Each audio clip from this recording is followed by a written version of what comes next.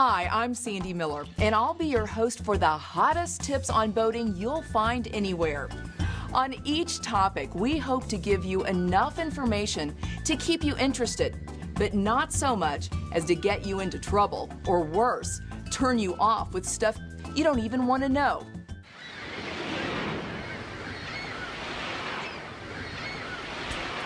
If you want to go on a week's cruise, you don't have to own a sailboat or a mega yacht. You can charter one. Many people who don't like the bother of boat maintenance can charter a 45-foot sailboat for 2 weeks for about the price of yearly maintenance on this size vessel.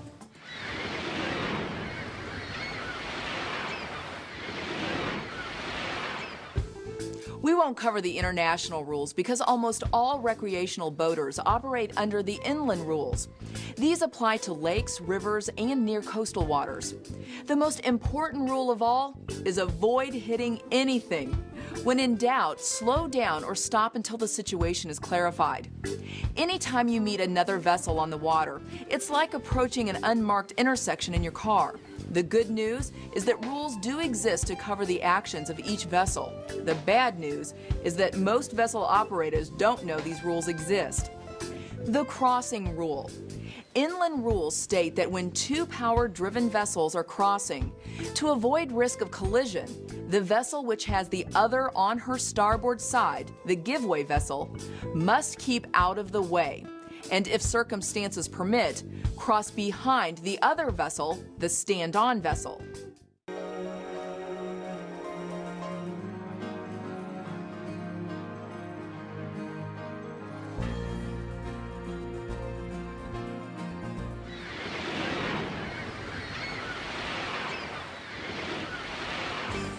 GPS, or the Global Positioning System, consists of 24 orbiting satellites situated 11,000 miles in space and in 6 different orbital paths.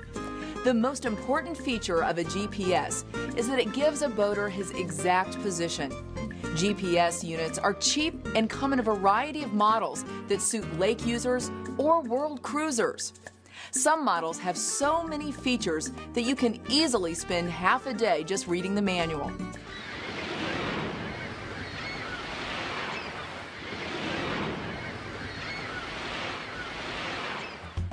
Stop the vessel by shifting into reverse while putting the helm over to port to begin the turn.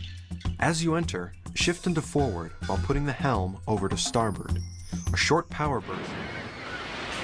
One of the areas I specialize in is what's referred to as galvanic corrosion of underwater metals on boats.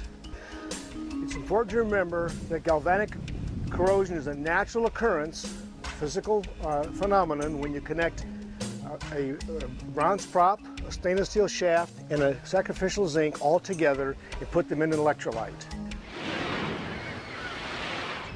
Okay, we're going to get ready to tack. Ready about. Heartily, heartily. We're going to have to do this very controlled because the wind is blowing very hard.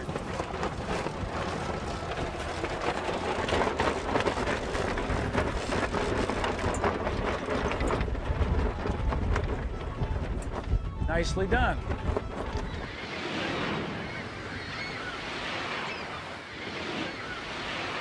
Considering the big expense you have just made in purchasing your vessel, it really makes no sense to then dash out and anchor with inferior rope. Why trust your entire investment to a poor quality product when the best ones only cost a few bucks more? Over the years, literally thousands of knots have been invented, but these 8 should be sufficient for most boating needs. Figure 8 knots are put in the ends of lines to stop them from running out through blocks. Generally, they're used where frequent re-rigging is required, such as on jib sheets. Do not use these knots on spinnaker sheets, as you may want to let the sheets run if you lose control of the spinnaker. Every boat with an engine must have an approved marine-grade fire extinguisher on board. Keep cabin extinguishers where they can be easily seen and not hidden away in a locker. In an emergency, no one will know where to find them. Be sure everyone aboard knows how to use an extinguisher. Engine rooms should have an automatic fire extinguisher with an alarm.